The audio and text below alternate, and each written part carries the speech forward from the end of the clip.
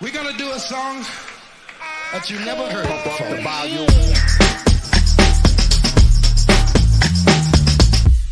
Here they come and get wicked.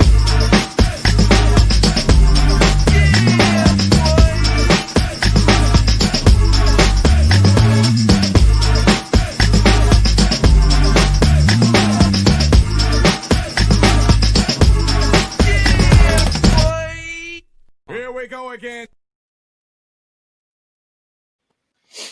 Hey, it's Kennedy, my brother from another mother. Yeah. Oh, you bust out. You ain't bust out the Air Force Letterman. Nah, it ain't no Letterman, but I pulled out the old PT jacket. Windbreaker. What we gonna do? You about to go for a run or something? About to run these streets. Man,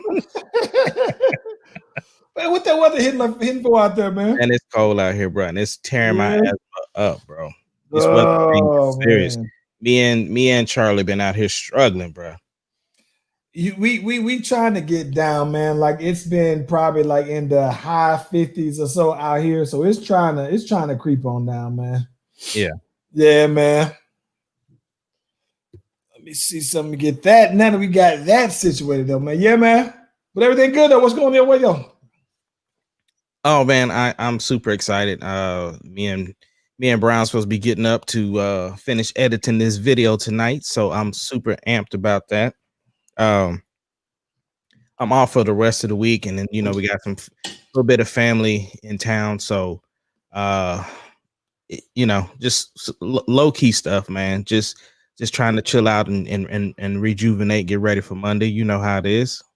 Hey, I got to be honest with you, bro. I'm kind of mad at you right now, bro. Why? What's up? Maybe it's because we had the show on Friday and we had some other things to talk about. Mm-hmm.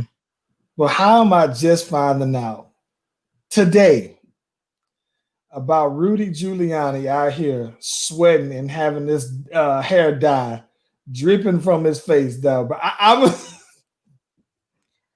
did we miss that one, though, bro? Because here's the thing, bro. We cannot keep up with all of Rudy Giuliani's antics, bro. That dude been out here doing all kind of flagrant stuff. He still ain't recovered from, here's the thing. He ain't recovered from the Borax stuff. So ain't nowhere in the world none of this other stuff is even. I mean, ain't nobody said nothing about him doing the press conference in front of the adult toy store. Like the bro been out here tripping for the last. He been out here looking all kind of flagrant. So how is it? Listen. That's okay, what happens when you ain't got no team around you, bro. Listen, bro, that is exactly my point. I'm just sitting here thinking, bro, that at the end of the day, all right, Rudy Giuliani was the mayor of New York. And I don't know that people just retire right after you become mayor. But he was a lawyer and he, apparently had some other, I don't know. He's well off. He got bread. He got good money, though, man. And my thing is that what is he doing just being so extra still? Ain't he like 70-some years old? Like, when do you cool out then? He the true definition need to sit down somewhere, bro. Oh my God. And the bad part about it is that I'm seeing him. He got this stuff that's just, dude, have you ever, do you remember watching, because I just saw this before. Do you remember watching The Fifth Element? I remember of it, but I mean, I couldn't. Okay, so listen. Okay, so in The Fifth Element, there's this scene on there where the guy that we got the real weird haircut, he's kind of bald. He got the little plastic thing on top of his head or whatever. And there's this scene where he's talking to the Supreme Being, and the Supreme Being is just telling him basically like, we come and make sure you have this. And you see him, he's starting to stress out. And he has this little stuff that look like it could be blood, but it's dripping from his scalp, though, bro. And I'm sitting here looking at Giuliani just sit here sweating this dye out. And he is just sitting here looking crazy with the doggone drip. And he's wiping his face because he's sweating, but he's not getting the drip. And I'm thinking like, Ace, if I go out here and I'm out here if I'm doing an interview, and I got the Beijing, and you and I know that I ain't had a crispy lineup, crispy all the way down. since about 2009. And if I'm on the FaceTime with you, like, Ace, I'm about to go on, check the boy out. I'm gonna be mad if you let me go on TV with the Beijing dripping on my forehead. Like this man, Ace, who is not telling him that he is looking crazy out here? Do you lose your team when you no longer are the mayor? I guess so, but my thing is, so you would be mad if I let you go out there like that, but I wasn't supposed to be mad at you for letting me go outside with my whole backside of my head blowed out. I wasn't around then. So you that's Sarah. I didn't see that back far. By the time I saw you, all I know is you was even, Steven, low, and then bald. I didn't see the transition. Yeah, that joint was crazy, bro. When I seen that picture, I was giving somebody her flowers from her dance recital, and I was bent over like this and saw I had a whole sunroof and a doggone moon roof all in the drop top. My whole joint was on. Yo, you must have slipped in a matter of months, bro. Like I'm talking about when I remember before then, I remember seeing you. That's because me going bald was a split moment decision. Like we was out on date night, and I just kept randomly seeing bald head dudes, and I was like, I'm doing it tonight.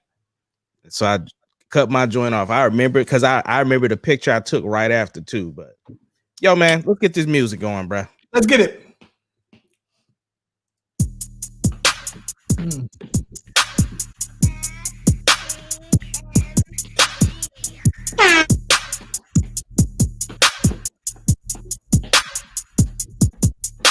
The Slash Brothers Podcast, the greatest podcast of all time.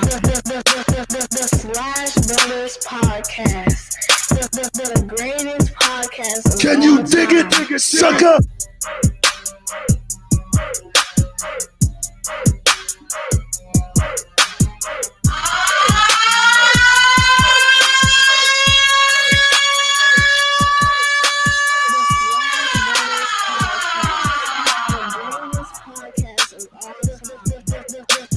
Slash Brothers Podcast, the greatest podcast of all time. Try Jesus, not me, 'cause I throw hands. Yeah. Ace Kennedy, the AMA Awards happened yesterday, and I had no idea until I just didn't watch it. Taraji was hosting, right? Yes, I heard that she changed about 27,000 times during the show. I thought, if I'm not mistaken, that there were some people who came and accepted their awards live, if I'm not mistaken. Yeah. So I got a question for you. What up? How much does the AMAs and the Billboard Awards and the Grammy Awards, how much does that stuff matter today? It matters. I mean, here's the thing. Anytime you're getting recognized for something that you're doing, it at least puts you, even if people don't agree with you getting that award, like if they're like, oh, he got the award, but I think that this person should have got the award, you're still in the conversation. And if you haven't released, music in a while, like say it's from last year or whatever the case may be, it kind of gives you that relevancy again. And even a lot of people who end up winning those awards, their streams end up going up. So it's all helpful in the grand scheme of things. But I mean, at the end of the day, you just got to keep it pushing. Well, I thought that one of the things that was the most interesting, right? And while I haven't kept up with it, and I'm still trying to figure out, listen, it matters to me only because I heard earlier today about the nominees for the best rap albums, right? And it had me thinking, like not any disrespect to the people who were there, but no, mainstream everyday artists are nominated for the best albums. And I remember watching something where Ninth Wonder was saying, something about he was on a committee and a lot of people just weren't submitting their music necessarily for Grammy consideration, like rappers weren't or whatever. And I don't know if it was just part of the boycott and everything, But when I saw the list, oddly enough, it was around the time that I was doing some research to figure out how do you get your music submitted to the Grammy committees. And I'm thinking like, well, hell, I think my album is dope. Let me submit mine then. You know what I'm saying? How I get it? Because I'm looking here. And the wild part about it, and we can talk, I wanted to talk to you about it on Friday, matter of fact. But I'm looking at the list and I'm seeing some Freddie Gibbs. I'm seeing look, Ace, I'm not seeing no album that Nas is also nominated. And even of those songs, I don't think that there's a single artist who's nominated for Album of the Year who I recall charting on Billboard and AMAs. And so I'm just kind of wondering, like, is it that great music is great music, or is it that the weight? Because this is my thing. I've always thought that, that you try to make the best album for yourself, right? But I thought that, winning a Grammy was the pinnacle. It was the achievement of all achievements when your album was nominated for a Grammy and won a Grammy. Let alone best rap album, but if you were best rap album, you win best album, period, right? So there were certain achievements that I thought were like more grand than others. But I'm looking at these at the nominations for that one though, man, and seeing the AMAs and everything like that here recently. I saw the Doja Cat won, for example, best new artist over Lil Baby, and everybody was like, "Yo," you know what I'm saying? So I don't know, man. It's interesting. Very interesting, though. Yeah, I can see that. I definitely think, though, you can't let those awards define you. But I mean, at the same time, if you ever won one, I don't think it's. I think it's one of those things. Like I said, for the continuance of making sure that you're in the conversation, I think that's always very good for that. So. I know a lot of people don't put a lot of weight on them, or they put more weight on certain awards, like getting a BET award versus the Grammy. So, I just think any award that you're winning is an accomplishment. Put you on the spot. You win a Grammy today. Where does the Grammy Award sit in your home? Oh, it's definitely sitting behind me, so you can see it while we podcasting. Absolutely. 100. It will be in the It'll go everywhere with me. When I'm at church, it is sitting on stage, sitting right next to me. It'll be at work with me everywhere I go. I listen. I would almost be inclined to get my Grammy turned into a necklace, get a chain, and get my Grammy piece on it, and I would walk around all the time with the Grammy, though, bro. Whether it's for whatever the category is, contemporary, with all the other little subcategories they do. I would have a Grammy necklace, and every time I go somewhere, I would always wear it, though, bro. Absolutely. Hey, bro, I saw that 45. Looks like he's coming around. I saw that there was some conversation about his administration saying, "Hey, let's go ahead and start this transition of power." Well, here's the thing. He is still not gonna concede. Like he ain't. He ain't gonna concede. Like he's going to, he's going to be there, but his team is gonna be the ones that's actually doing the transition. He is not gonna concede. That dude gonna stay on the golf course. I heard he is supposed to do some speech where he's supposed to outline his whole accomplishments that he did over the last 4 years.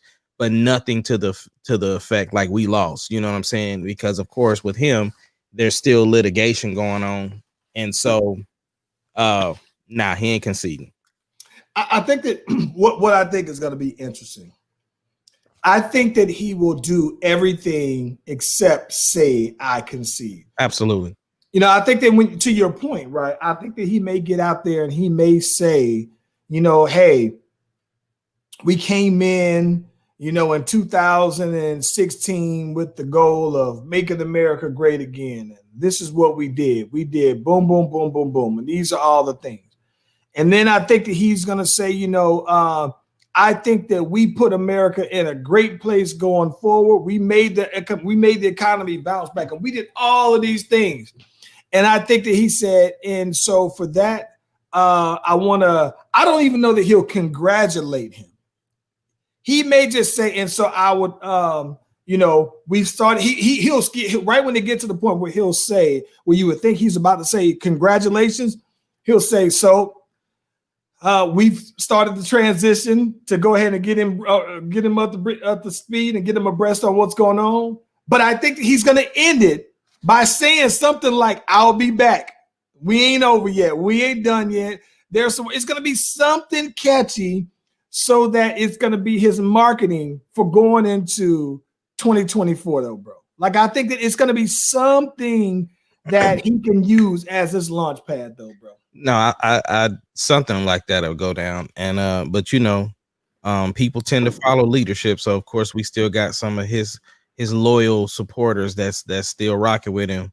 That's, you know, Saltine is still out here acting up. Every day he posting something new. So I just get a kick out of it. What up, Chad? Chad, Chad, you make an interesting point. He loses all of his power, but he does not have to concede. There have been other presidents who have not conceded in the past. It's been some years. I think that one of the things I can't remember which president it was, but there was one presidency where it may have been Andrew Jackson, bro, where he was a vice president and he ran against the president at the time. I think it may have been like Quincy Adams or something like that. And so when Andrew Jackson won, and I think that he was blindsided by him actually running for president. He was like, "What you mean running for president? This is after the second term, by the way, right?" Yeah. He's like, "No, what you mean running for president?" He's like, "Nah, I think I can do a better job." He wins it, and Quincy Adams never actually goes through and formally concedes to him, though, bro. And what was wild about it is that they say that there was this awkward moment during the inauguration, because most of the time the presidential thing to do is to at least be there for the preceding president's inauguration. And so he wasn't there at all either, though, man. So I think that it's just interesting, though, bro. He might lose all his power, but he's never gonna say I lost, and he's never gonna just go ahead and say. Do you think he's gonna be there? No. I don't think Melania is gonna be there. You know what though? I don't think Melania is gonna be there either. And I think Melania is like, listen, I didn't sign up for none of this. And so the first chance she get to be away, it wouldn't surprise me. To spite him, if he wasn't. Oh, that would be grand. That would be, and Melania wasn't epic, there, bro. Or if if she went in? Oh my God! Listen, that tells me that if she did that, Melania got them papers. Like, you know, when they got the moving truck coming, she got one of those guys disguised as a person to come serve them papers, though, bro. Yeah, that would be grand. But I think that, dog, it wouldn't surprise me. Melania already said she don't care about the Christmas like that. Man, listen, I think Melania might be gone back to New York. She got to get back to her real man, bro. I think that Melania got to go ahead and get back to her real man, bro. And I think it wouldn't surprise me, though, bro, if somehow in the wee hours of the night, man, Melania just crept on out there, bro. And Melania might already be going back to New York, though, bro. And she ain't coming back there to that White House, though, bro. Would not, but whatever happens, I do not expect for this man to concede, because I think that conceding is something that it's not on his. It's not someone who is someone who is presidential, someone who understands the history of being a politician, but he's none of those things, and so I don't expect for him to act accordingly either, though, bro. So, no, absolutely, no, I don't expect it. He probably will have a press conference on the day that on the inauguration. He gonna have a press conference or be out there golfing or doing something. I just thought about something. What up? It wouldn't surprise me, right? It would not surprise me one bit if all throughout the term, all throughout this, because, you know, so usually, right, one of the things that they do is that they'll try to say that even up until this point, like Barack Obama, he had his book and he came out as part of him doing his new book. He was kind of not undermining the sitting president, but, you know, you try to not talk down on him either, though, man. But he kind of went against that here lately, though, bro, right? Ace, it wouldn't surprise me if during Joe Biden's presidency, that 45 still has his rallies. I think that he's so in love, almost like how what's my dude from the boys? The blonde guy. I know who you talk about. Oh my gosh, Homelander. Homelander, right? Homelander is in love with the love he gets. It's not about the money, nothing like that. He loves the love. I think that 45 will still have his rallies because he loves the love. And so I guarantee you, at least by year 3, easily he will. But I think that he may have some periodic rallies just to keep his people enthused and just to remind him that I'm coming in 4 years. But I fully expect that by year 3, he's going to be ramping them up, though, bro. Yo, his Twitter going to be jumping after January 21st. But listen, I fully expect that he'll do something like all these other presidents. Barack Obama, for example, came out with books and they were inspirational books and everything like that. I think that he might get out here and just be reading everybody. He's going to be out here borderline telling like trade secrets that no president has ever did. He's gonna get up here and be naming names. I don't expect for him to behave presidentially, bro, because that's not what he is. What is Melania gonna do? What do you think she's gonna do? You think she's gonna fall out of the public eye, or do you think that she will find this as an opportunity to build her own celebrity?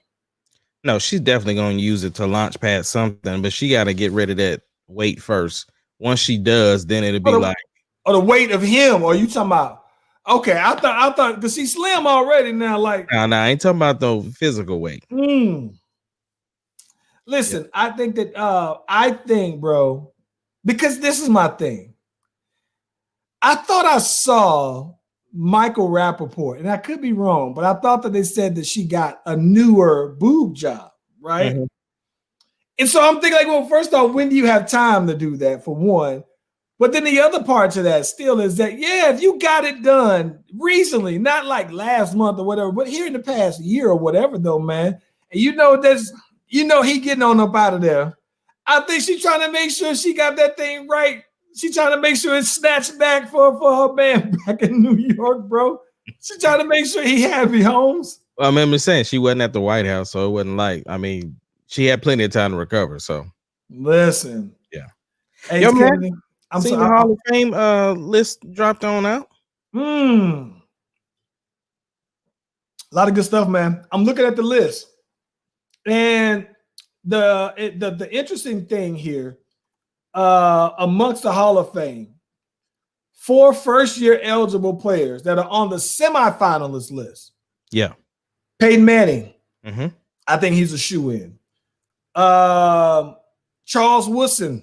Mm-hmm. Calvin Johnson.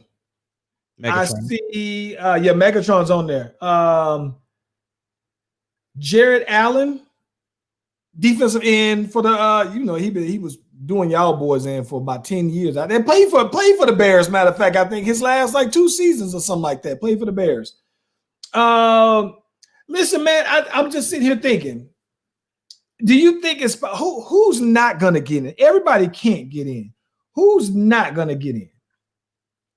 Well, just from those top semifinalists that you said, I think who might not make it in the first time, maybe Jared Allen.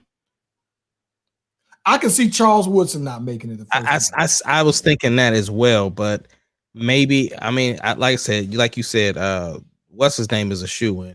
Peyton Manning's gone. Do you think, okay, and not that they won't ever make it, but do you think Megatron is a first ballot Hall of Famer? Now keep in mind, Terrell Owens, second all-time leader in touchdowns and catches. I mean, touchdowns, I believe, catches and yards. And he didn't get in his first time, but they just didn't like him. Randy Moss. They didn't like him. I think, like I said, Michael Irvin didn't make it the first time. See, so I think that the Hall of Fame was waiting for Jerry Rice because no other wide receiver had made it. As far as I'm aware of, no other wide receiver after Jerry Rice had made it on the first ballot. It was like they were waiting for Jerry Rice to get in, and then you can go ahead. I think the numbers is there. I just think that at the end of the day, they might look at that his career was short. So I don't know. It's iffy. I don't know who the committee is, or whatever the case may be. So I mean, a lot of stuff has changed as far as like how they perceive things now with when they looking at these committees and different things like that. So it could change up, and be surprised that he does get in on the first try. Let me ask you this. Okay. So when Terrell Owens was in the league, Terrell Owens in his prime, I think, was number 1 or number 2. And it was always a matter of you saying Randy Moss or Terrell Owens, right? At least I would think. Do you think that with Megatron, that while Megatron, because Megatron was still in around those same times that those guys were playing, right? So my question for you is that, was there a time to you that Megatron was the number 1 or number 2 wide receiver in the league? And how long? How many seasons do you think? That part I don't know, just because I mean I didn't keep up with him like that in order to know what other receivers were there with him. But I do think that, just anytime he played, you always heard his name. And so I just think that, he's like, what you would look at. And I'm not talking about attitude wise, but just as far as how much how dominant they were, you constantly seen him like you would Odell. You know what I'm saying? Like how we hear his name when he was healthy. So it would be interesting to see. I don't think it would be disrespectful if he didn't make it the first ballot. But I definitely think he has the numbers to be where he's at. Let me tell you a true story. True story. So way back in the day, this was some years ago, some good years ago, I was getting my tattoo done, right? And so I had one of my guys, Lord Yada, who still tats me up to this day. He was at a shop, Tattooed by Randy. I think if you play the 2Ks or whatever the NBA games are, whatever, when you go get tattoos, when you build your own custom players or whatever y'all do on that, he was the guy where you would do his tattoos was the guy. So he's pretty big. He's done almost everybody tattoos in Atlanta. Like I think every time I've gone to get a tattoo there, I've seen like somebody who was famous. Like I went in there one time and I saw when like Josh Smith was getting a tattoo done there. He did. Boys was in there, right? Yeah, I went there when the boy Wingo got College Park. I got bumped out of my schedule and hooked up with my boy Yada because Wingo was getting College Park done on here. He did your boy Schroeder. He did the big tattoo on Nas' back. He's done the big tattoo on Khalid's back. Man, one time he told me that somebody, this rookie who was I don't even remember his name, but he played for the Nets, bro. He said this rookie paid him like something like $20,000, bro. Flew him out during All-Star break and flew him out to New York. Got the now this was in New Jersey at the time. So flew him out to Jersey. Got him nice hotel, got the whole 9 yards or whatever. But hooked him on up to do $20,000 to do a tattoo and do a full sleeve, one session, do everything in one session, right? Booked him on out, flew him on out there, though, man. That's how good he is, though. So back to this story, though. So the funny thing here is that back when I was first getting my tattoo, that was the first tattoo that I saw when people were getting the rays, the cross with the rays coming out from the background, right? Boom, boom, boom, boom, boom. And not to say that they were just copying off me, but the next month, Calvin Johnson gets the exact same tattoo, and the next person gets the exact same tattoo. But mine was the first one that I'm aware of that had the cross with the rays shooting out on the background because his detail is the cloud and all. It looks dope. Like if you look at his, Instagram, it very good detail. But if I'm not mistaken, bro, I don't remember seeing anybody else with it. And I thought that he was trying it out on mine. But I saw immediately Calvin Johnson almost has the exact same tattoo I have, almost in the exact same spot, though, bro. So that's dope. So I like Calvin Johnson, let alone just because of that, though. But yeah, I do think that. So this is the list, right? This is the list. So we said those four. Eric Allen, right? Longtime NFL cornerback. We said Jerry Allen. Tackle Willie Anderson. Rondé Barber. Won perennial Pro Bowler, won the Super Bowl with the Bucs then. Cornelius Bennett on all of those Buffalo Bills team. Tony Baselli played tackle. Leroy Butler, who, oddly enough, when if I'm not mistaken, when T.O. went and stood on the star, Leroy Butler was the one that went and pushed him off of the star. I thought that was somebody else that did that. I think that was Leroy Butler, but Leroy Butler played safety and he played for a few years for the Packers. No, I thought that was Woodson. That was Butler. Yeah, right. check. Keep me honest though. Rodney Harrison, right? Won the Super Bowl. He was a Patriot and won that. Played a lot of years as a Pro Bowler with the Chargers as well. Torrey Holt, longtime St. Louis Ram.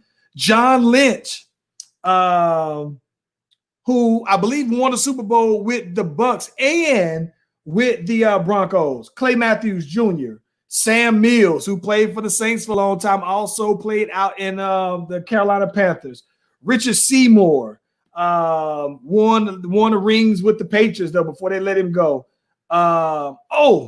Special teamer Steve Tasker. He was like the premier special team player for like the 80s and 90s though. Fred Taylor, running back for the Jacksonville Jaguars. Zach Thomas, who played linebacker for the Miami Dolphins. Hines Ward, Reggie Wayne, Patrick Willis. You talk about short careers. Patrick Willis probably only played like 8 years and said, I'm good. And then Darren Woodson, who you mentioned as well, I can't believe he's not already in, just on the strength of, I thought that you would have almost all of those Cowboys, the key players, Larry Allen, all them dudes from that run when the last time the Cowboys was good, that these Cowgirl fans keep bragging about these rings like doggone Darren Woodson is coming through the door. So I say that to say that it's a lot of, this is where I think the issue is, right? Is because I think that there are a lot of really good players, and I'm just kind of wondering if it's the Hall of Fame, right? That means that it's the greatest of the greats. And this, Ace Kennedy, is where I've been telling you about. There's my argument about GOATs, because I would imagine that your Hall of Fame list would be all GOATs, not just really good players, because like Hines Ward to me was a really good player. Yeah. Hall of Fame, like I don't see him like I see Jerry Rice. I don't see him like I see Calvin Johnson. Like there's levels to the Hall of Fame. Who did you say it was? Leroy Butler. No, it was Teague. Teague. Number 31. Teague played, listen. Teague played on, before he went to the Cowboys, he played, George Teague is who you're talking about, right? And he played on that Green Bay team with Butler now. Yeah. Well, number 31. But listen, I think that this is the thing that's crazy to me, because I think that I'm looking at this list, bro, and it is a tough list. This is basically, bro, like all of the players who we grew up watching. And that have been, these are all of those guys. And I'm just sitting here thinking, like, I think that they did like here's the thing. Like, here's a perfect example. Like Torrey Holt. Like Torrey Holt won that Super Bowl with the greatest show on turf, right? Mm-hmm. But I don't think Isaac Bruce is in the Hall of Fame yet from that same team. And I thought that Isaac Bruce was a little bit better than Torrey Holt. And so Yeah. that's what I'm thinking, like, who can you think of, bro, that's not in the Hall of Fame that you think should be? That's a good question, bro. I mean, that's off the dome. I couldn't even tell you. Is Brian Urlacher a Hall of Famer? That's your boy. That's your account. He is. But his latest shenanigans is going to cost him a couple of years, though. Listen, is Brian okay? See, let's talk about this. Yeah. Is Brian Urlacher? Brian Urlacher, I liked him a lot, but Brian Urlacher, I would imagine, I don't think he was better than Zach Thomas. I don't think that he was better than Cornelius Bennett, and Cornelius Bennett he's been on the ballot for a minute, and this man played in 4 Super Bowls. Yeah, but I'm not saying first ballot Hall of Fame. Right. I get that. But what I'm saying, though, is he ain't even in yet. Zach Thomas ain't in yet. So I'm just kind of wondering, like, I always wonder. And that's the thing, too. I'm going to be honest. I'm going to be honest. I don't know the criteria to even get in the Hall of Fame or whatever. And you know what I'm saying? I know that there's probably people on the list that, I mean, not on the list, but people that are in the Hall of Fame that you probably don't think deserve to be in it. So it's one of those things, too. Do you think, let me ask you this, though. Do you think just the nomination alone is like a nod to the players as you know, for their contributions? I think the nomination is, but I think that after a while, what I'm saying is we just talked about earlier about the whole music thing, right? So is making it into the Hall of Fame like one of those things? I think that I'm gonna be honest with you though, bro. I think that you can be in. Okay. I think that you can be in. You can have a conversation, and you can talk about greatest players that's ever played, greatest players, right? But then the Hall of Fame takes those greatest and then say these are the greatest of the greats. And I say that only to say this. Here's a perfect example. Like Terry Bradshaw, for example, won 4 Super Bowls, right? And he played in the era where his team was the dominant team. And he was, while he played with like Lynn Swann and while he played with these other guys on offense, he was like the catalyst to make sure that the Rock got around, right? I think that to me, that's different from you remembering like Bo Jackson, where you know what Bo Jackson could have been. And when he was there, he did some great moments and everything like that. But then it's like, there's levels to it though, right? That's where I think that the tough part. Like, is Eli Manning to you a Hall of Fame player? I don't know. I mean, how many didn't he win? Like 2 Super Bowls? Yeah, 2 Super Bowls. See, I say that, but I still just don't know that he's necessarily a Hall of Fame player. Like when you look at his career and his brother's career, even though his brother only has 1, it's just like Peyton got 2 Super Bowls. 2. I know he got 1 against us. He got one. He got one with the Denver, with the Colts. One of Denver. Yeah. Okay. Yeah, that's right. That's right. So yeah, but even still, he has 2. But even taking away those Super Bowls, you would still think Peyton Manning would still be in the Hall of Fame, right?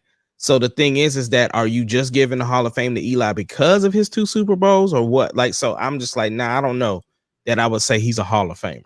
So I think that the part that I think that to me, this would be my criteria. And I think, to be honest with you, there are certain positions that I think that are harder than others to judge this criteria. And that's where I think that rings matter, right? To get you over the edge. Case in point, right? So Eli Manning has 2 Super Bowl rings.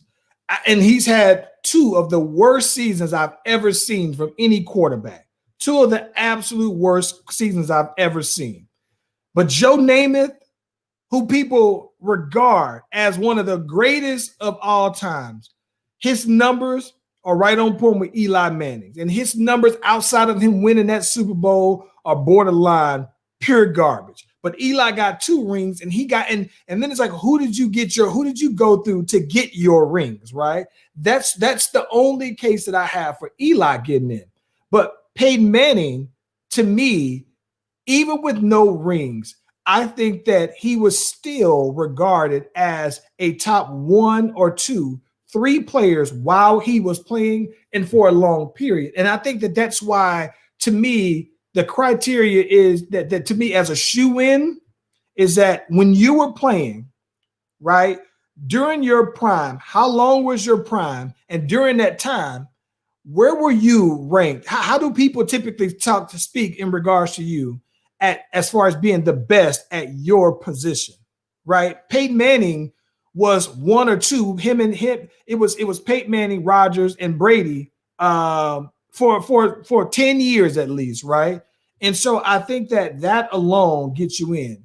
But I think that the flip side that makes it hard, though, is that running back, for example, is a tough position because the life of a running back is typically 5 years. You're more dependent more than any other one. So like Fred Taylor, for example. Fred Taylor is probably top 10 in rushing. Most people wouldn't know that. Had great numbers, but his teams were just not that good. Didn't have anything to do with him.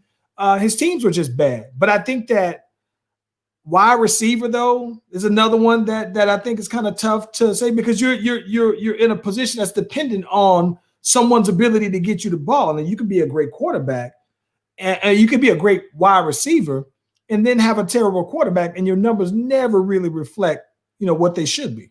Kind of like D-Hop. That's what makes D-Hop's numbers amazing is that he was able to do what he's done so far and hasn't had a decent quarterback. Played with a decent quarterback maybe 3 years, 2 years. Deshaun Watson, and now this one with Kyler. So that's meanwhile, you got somebody like Reggie Wayne who played the majority of their career. Marvin Harrison played the majority of their career with Peyton Manning, and so it makes a difference, though. So do you think that Larry Fitzgerald would be a Hall of Famer over? Sure. I think, and listen, you think he's better than Megatron? I don't think that he was better than Megatron, but I think that I don't know, bro. Yeah, exactly. At one point, listen, I put this.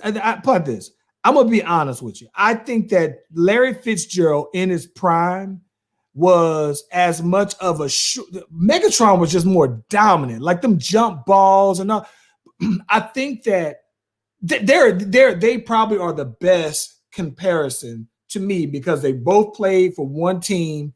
I just think that to me, Fitzgerald, just because he played longer, that means something more. So I think to me personally that there was a point when in a 5-year window where Larry Fitzgerald was raw and was catching anything over anybody. So I don't know, bro. I don't know, man. I don't know either, man. Did you see your boy Tom Brady, man? What's going on with him, man? Boy, I thought looking like a turkey. Bruh, I think that this is always a thing. Tom Brady, to me, this season makes you think that he is a Tom Brady of old, and then sometimes he looks like an old ass Tom Brady, bro. Yeah. You know what I'm saying? Like, is it the old Tom Brady, or is that just an old Tom Brady? Right. That is the problem. Like when I'm seeing him, like I'll see him, and I get that he, still is getting his players timing down and all of the stuff. But you went out and you got AB because you felt you knew his timing. You got Gronk, you knew his timing, even though they already had those players that produced at those same positions. I don't know, bro. Like he looked regular, hella regular. He looked like he could be goddamn Kyle Bowler out there, man. Like, well, it's the fact that like to see him like make these mental errors, like that one time when he didn't know it was 4th down, or like this time where he threw the ball, it hit off somebody's arm and he caught it and then threw it again. Like, it was just like, bro, like how you just forgetting the rules of football. Like, it's just interesting to see him go through those progressions like that. Bro, this is the thing this is my thing, bro. What I don't want to see, bro. I would love nothing more than for Tom Brady. I think he's going to make the Pro Bowl, right? I think. Well, now I'm thinking about it. You got Rodgers playing good, Kyler Murray playing good. Damn, Russ still up there cooking. If one of them go to the Super Bowl, then by default, Tom Brady's going to make the Pro Bowl, right? I would be happy. I would be happy if Tom Brady wins, because what I don't want to happen, though, bro, I don't want to see Tom Brady look like when history is told, the full story. I don't want to see Tom Brady looking like Patrick Ewing with the Orlando Magic jersey on, bro, or Patrick Ewing with the damn Seattle Supersonics jersey. Why you just say Jordan with the Wizards? Listen, no, because Jordan with the Wizards made the All-Star game. But I don't want to see him looking like Hakeem Olajuwon with a damn Raptors jersey on. Do you remember when you think of Iceman, George Gervin, right? You think of him playing with the Spurs, right? He's Iceman. Did you know that Iceman played for the Bulls, bro? Like, I don't want to see. I always want to remember Tom Brady winning rings. And even if you hate him, hate me because I'm winning. I don't mind to retire that way, but I don't want to see him like Joe Namath playing for the Rams or Johnny Unitas playing for the Chargers. Like, I don't want to see, and I can tell that he got some juice left, right? You can tell he still has those games where he looks, like you said, the old Tom Brady. But like yesterday, he looked like old Tom Brady. Yes, he looked like an old ass Tom Brady, though, bro. I don't know, man. So I got mixed feelings about it, bro. Only because, like, I hated Tom Brady because I'm a Peyton Manning fan, and it was like Peyton or Tom. And as long as Peyton was playing, I was like, nah. And then when Peyton got hurt, and then even then, their numbers were kind of similar. But Tom was winning the Super Bowls, and that was always the edge. And then once Peyton finally retired, and he was my favorite player, I was like, all right, I can feel okay with admitting that Tom Brady is the best quarterback. He's the GOAT, right? Because he did it for longer, and he's had the longest prime, and he got the most appearances in a game that's more team oriented. But I don't want to see Tom Brady look like a lame out here, though, bro. He looked like he could be Joe Flacco out there, bro. Yeah, and the crazy thing is that the Rams were actually looking like they wanted to give the game up last night. Because oh my gosh, man, I thought they was gonna come back and pull it on off, but he couldn't throw any deep balls, man. Like it was crazy. It's interesting to see. Let me tell you this here, bro. You need to explain your squad out here because y'all 5-5 now. I didn't see that coming. Charles, we talked about that already. How y'all look like y'all could be a contender for the wild card, and now y'all look like y'all contending for a top 5 lottery pick. Bro, I've told y'all from day one, my story hasn't changed. Pull the tape. I told y'all my squad what they look like. So that you ain't. I know that, but I'm just saying, what is going on? I need you to make some calls. You're the special consultant. You need to consult them. Listen. What calls have you made? I told them that we needed a quarterback. So here's my thing. Once I've said my piece and then you stop listening to me, then I got to let you see it for yourself. Like a hard head makes a soft behind. So they got to see it for themselves. I have told them we needed a quarterback. I told them that since Grossman. They get tired of hearing me say that. And so the thing is that when we actually had a quarterback and I told them, yo, this is the one, they went and let your boy come back off an injury and get his spot back, and then we ain't make the playoffs. So it's just like, listen, when they start listening, then we'll start winning. So we got the defense, we just don't have the offense. So again, my story has not changed since before we played a game. So that ain't news to me. Your defense is starting to wear thin because you're keeping them on the field for so long because the offense is looking. I told you when we was 4-0 or 3, whatever we were. 5-1. I said we was the worst 5-1 team in the league. I told you that. So again, my story ain't changed. It ain't no surprise to me. It don't even faze me at all. Let me tell you this, bro. What up? I told you that I was jinxing my squad because since I stopped watching the Saints play, they done won 7 straight games, bro. 7 straight. I can't even listen. I got the games recorded, and after the game, and this is how bad. It's so bad that I can't even watch the highlights. I can't even keep up with the scores. I just have to be completely off the grid and then come back when the games. And this is the bad part. I have to watch the other games and think, well, these games that played at the same time are over with. So surely our game got to be over with then. And then I can go ahead and finally watch my game. But ever since I figured that I'm the jinx, and we've won 7 straight games since then, and my dude Taysom Hill comes in, and I was kind of surprised because, you know, you think like, all right, I know that he's done a lot of other positions and things like that, but I've never seen him take that many consecutive snaps to really know what he can do. But I'm just sitting here thinking like, I know that he's been kind of thrust into being a starter now with no off season. But I got to be honest, man, I was kind of impressed. I was impressed that at the end of the day, he saw from Drew Brees that, all right, I need to get the ball to Mike Thomas. I got my safety blanket on over here with Alvin Kamara. And if I can get some passes to Emmanuel Sanders, I'm good. Like he did the blueprint. He just didn't score the passing touchdowns, but it still looked like the normal Saints. You know what I'm saying? Like he did take all the snaps this week too. So I mean that's what you're supposed to do is prepare. So I mean, I don't know how surprised you should be. And the thing is they already incorporate him in the offense. So Chad, that's Chad. Shout out to the brother Chad, though. Listen, you're the reason then. I don't know. I don't know if you're the reason why. If you didn't watch it this past week, watch on Thanksgiving. If y'all lose on Thanksgiving in front of the world, who are they playing? 2 games. They playing against them Deadskins out there. Oh, okay. On Thanksgiving. So the football team.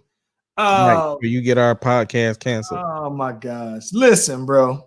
They're gonna cancel coaches out there though, bro. Right. But listen, man, I gotta be honest with you though, man.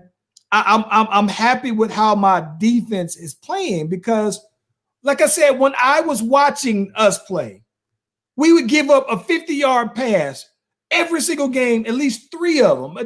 We would give up at least 3 long plays over 30 yards every single time I watched them play. And then as soon as I stopped watching, we out here sacking Matt Ryan 8 times. We putting the work on. We beating the brakes off of Tom Brady and them and every play under the playbook that we got. And we going all the way to the back of the playbook. Them plays actually working. I said, oh my gosh. And that's when I knew that I'm jinxing my team, bro. All right, man. We would be remiss if we didn't give these boys they one game of credit. You see, they did it. Yeah, they won a game. Boy, listen, I'm gonna need somebody from the NFC East to decide that they want to win this division because the way that the Eagles looked, oh my gosh, bro. Listen, I'm gonna be honest. I know that the Cowgirls won their game, and I want to give them props because I saw the boy CD Lamb make one of the best catches I've seen all season. And I saw that the boy Zeke was out there running, looking like his old Zeke self and everything like that. And they look like they might get all these Cowboy fans talking about, oh, we back. We them boys. We going to the Super Bowl now because they gonna get these fans to lose some money. Hey, they look like the way they looked against the Vikings had me thinking, okay, these Cowboy fans is going to map out a plan that they're going to win the division because the Eagles is looking like booty out here. And the Giants don't want to win. And the Redskins, they finally won one. So everybody's in a tie with 3 wins. And I think the Cowgirl fans are going to say, hey, you know what? We going to the Super Bowl then. We got a home playoff game. See how you gonna call me to the rafters or want me to answer for my team, but you ain't said nothing to Mark. Mark, listen. I've already held Mark accountable for his team. He said he is packing it on in early, and he said that is it. Listen, bro. So this is the problem. This is the thing.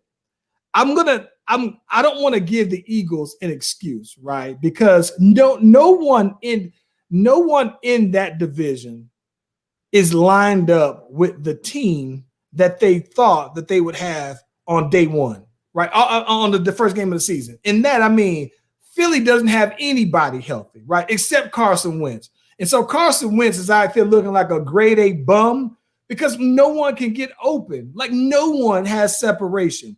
And then at the same time, his offensive line, he's been sacked 40 times already. So as soon as he says hike, they in his back pocket all the time. He doesn't have time to do anything. So I don't think that he's like, well, hell, I got to figure out something, right? And then Saquon's gone. Daniel Jones is coming around, and but the Giants are still a young team, right? And then the Washington football team. They didn't plan to have Alex Smith out here, but they won their game. But Haskins didn't pan out like that or whatever. And so I think that they're still a very young team as well. And then the Cowgirls just don't have Dak, and then the other players from the offensive line and everything like that. But their team is more alike what they thought they would line up with at the beginning of the season, though, man. So I can't really fault the Eagles with how much injuries they've had as far as why they suck so bad, bro. But they look terrible, though, bro. Yeah, but when does it come, though, when it's like, listen, bro, you sitting up here talking about you're not going to be able to hold them accountable, but aren't they professional football players? They are professionals. Okay, so they got to step up. Hey, man. The Philadelphia Eagles need to go ahead. They need to get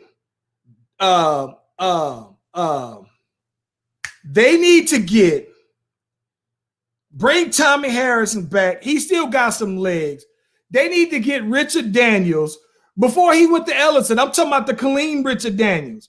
They need to get Deion Pettis. They need to go ahead and get Reggie Duncan. They need to get all of the clean. Clean still got some people. Dominique Ziegler can still catch some bombs, though, bro. The Eagles need anybody, bro. They need to put a dang old petition out here to have open tryouts and get anybody who's healthy to come out there and play for the Eagles, though, bro. But I know that they can get Curtis Dominguez out there at running back right now, bro. Brandon Mosley. Get Brandon Mosley looks like he's still in shape. Brandon Mosley can suit up for the Eagles right now, bro. Yeah. Right now, bro. Hey, is Deshaun Jackson still hurt? Deshaun Jackson been hurt for 2 years. I know that, but what I'm saying, he came back for that one game. He got hurt. Like he got bent up, and I didn't know if that was just like a strain or something or what. Fortune Smith has a son who plays for the Killeen Kangaroos. He ain't graduated from high school, and he might be a junior. He can play for the Eagles right now, bro. Hey, you might be able to suit up, bro. I still got a little bit of leg left, but I'm still doing your backflip, so you can still. I got to bring out the tuck next week just to make sure I got it. Listen, Mark. You the consultant, special consultant. I'm going to bust this tuck next week. If I can clear this tuck still, tell them I'm available for the rest of the season, though, bro. We can go ahead and win the division, bro. I still got a little bit. Yeah. I can get some separation. It's like Chris Carter. It ain't the fastest, but I can get open still, though, bro. Yeah. All right, man. Real quick before we get ready to wrap up, bro. These Lakers, bro, they winning again, man. Listen, who do you think's winning free agency? Did the Lakers do the most? They did the best, you think? I think so. As soon as they got Schroeder, man, it let me know that they was serious. I mean, they knew Rondo was gone.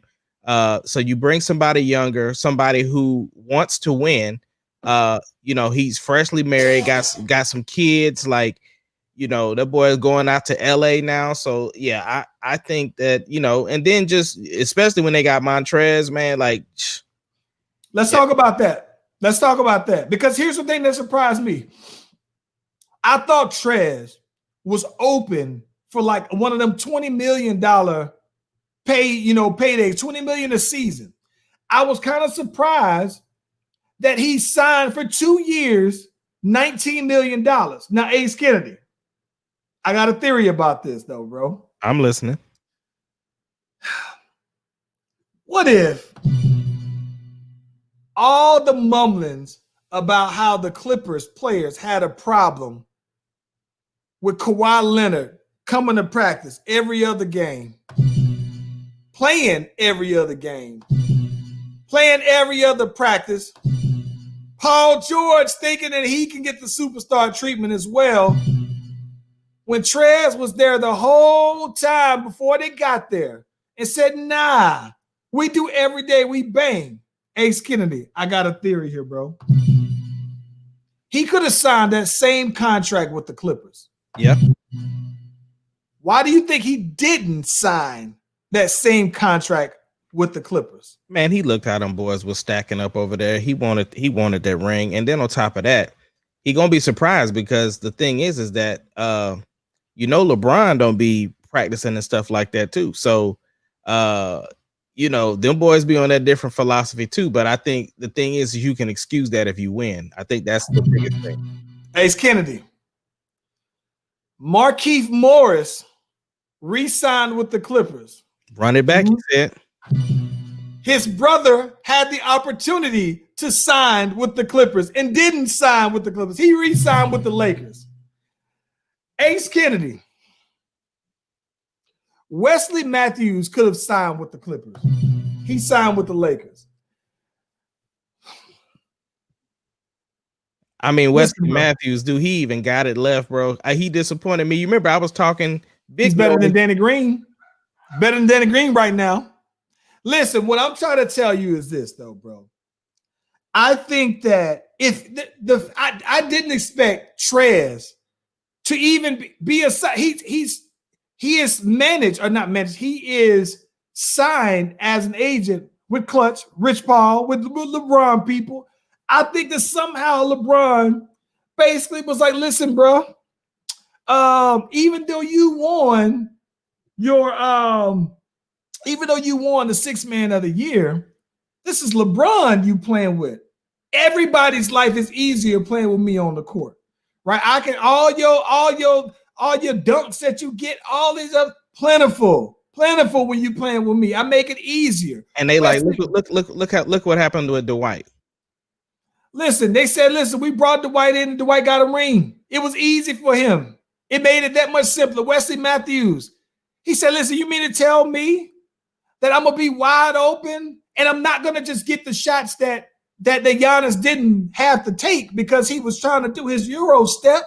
You mean to tell me that as a true 3-and-D that I could just be wide open?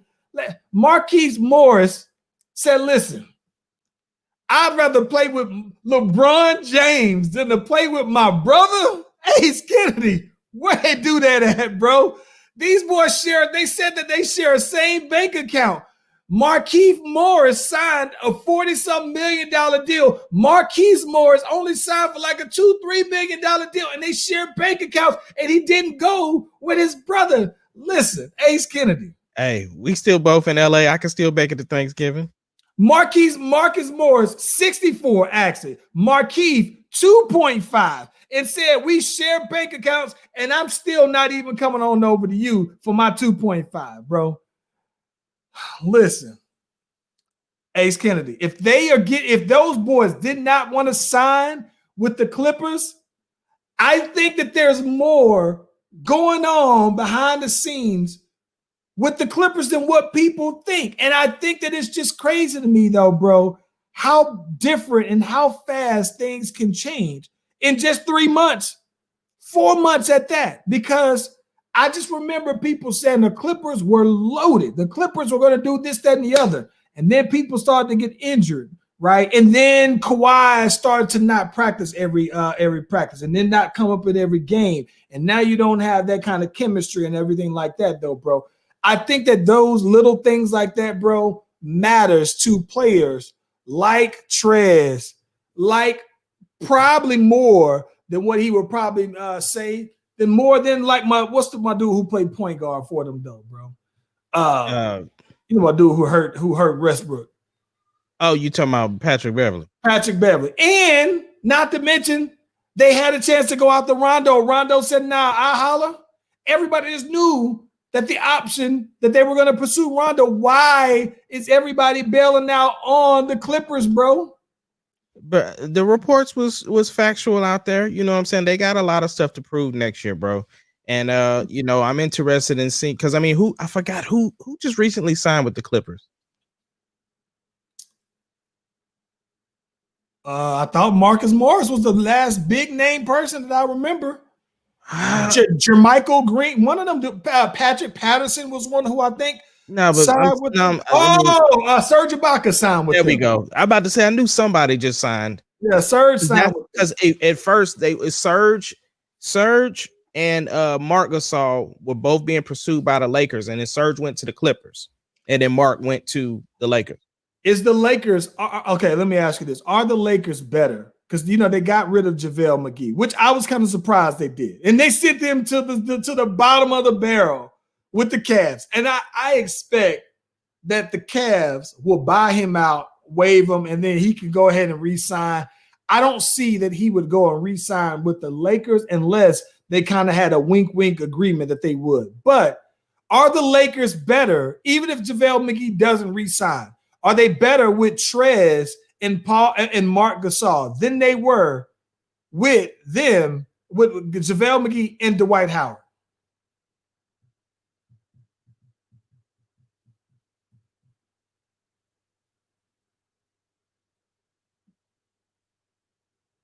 What you got? Because you frozen over there, homeboy, and I can't tell if you just want a good job of.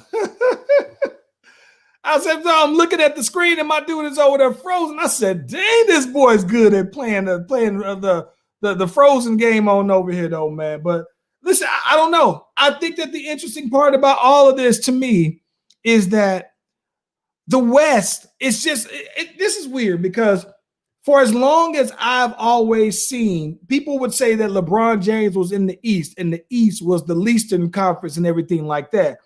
And I think it's just surprising to me that now that LeBron has gone over to the West, that now the West is shifting. You got players like KD who's trying to get up out of the West. You got James Harden who's trying to get up out of the West, because at the end of the day, I think that James Harden knows that even if you run it back, they signed Boogie. They got even if they run it back and they got Westbrook, I just don't really see that. I don't really see that that's enough to get over the hump. And I think that they're really trying to get up out of the West since LeBron is on over there. And that says a lot when you really think that when LeBron was just running through the East, and now that LeBron's in the West, people are trying to get on over to the West. I think that it's crazy. Meanwhile, you got the teams like Portland. They're basically running back their same roster. Except that they traded Ariza, who I personally liked a lot. I think that the Nuggets let go, but they also had Jeremy Grant, let him go, didn't re-sign him. Mason Plumlee, let him go as well. And I'm just sitting here thinking, like, I know that those are just the role players, but Grant was balling during this particular season in the bubble. And so I'm just sitting here thinking, like, all the teams, I mean, the Lakers got better, and I just don't know if the teams that are the true contenders did as well as the Lakers, though. I don't think any team really did. I think everybody's still trying to see what Giannis is going to do. I mean, I like the moves that the Hornets are making. They're trying to increasingly get better. I think Houston is still indecisive as far as what they're going to do. So they're still making moves over there, but without knowing who's going to front run the team, they can't really make too many moves, because people are like, well, what are y'all even doing? Like, we hear the reports, you know what I'm saying? So who's really trying to come to Houston unless you just go in there to get paid? You know what I'm saying? So I believe in Sam Presti. I was mad that they went ahead and let Steven Adams go, but I understand why they did it. I was disappointed with that one too. I think that Steve was the next Mr. Thunder, like how Collison retired there. I thought that would be Adams. I do understand, like, the books look better, but I think that the interesting thing about it to me, though, bro, to be quite honest with you, is that I can see him with what the Pelicans are looking like and rounding out to be, I see him fitting with them very well. And I'm happy for Steve. You know what I'm saying? It's almost like when Cantor left, you know what I'm saying? One of I those. didn't care about Cantor. I know you didn't, but what I'm saying is, and he's one of the crowd favorites, though. So with them two together, yeah, man. Cantor and Adams was the Stash Brothers, bro. They used to shoot videos and stuff together. Like them two was like they were two peas in the pod, bro. Not like my boy Lou Dorn. On that note, it's time to wrap up. Hey, Kennedy, we up? got some things to talk about on Friday, though, man. Like, seriously, got some things to. Listen, somebody need to tell me early in these comments, what is a deal that I need to be looking out for on Black Friday? I'm out here. I was out here looking around, trying to find me a new ride. Didn't find it. I struck out so far on that. But I need to get my Christmas shopping on, so I need some ideas on some deals that y'all have heard about out here on Black Friday that I need to be aware of, though. So we got some things to talk about on Black Friday, though, bro. Yes, sir. Rocky, gotta holler at you, bro. We got some business to take care of next week. Oh yeah. I'll holler at you, though. Let me hear that music one time, there, Maestro. Yes, sir.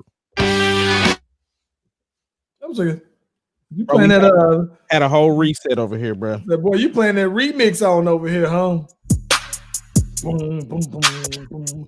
Like, I was about to do it. I was about to beatbox the beat then. Yeah.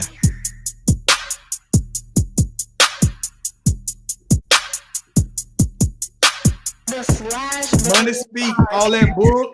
Keep walking, money speak, all that bull. The Slash Brothers Podcast. The greatest podcast. It doesn't matter what your name is.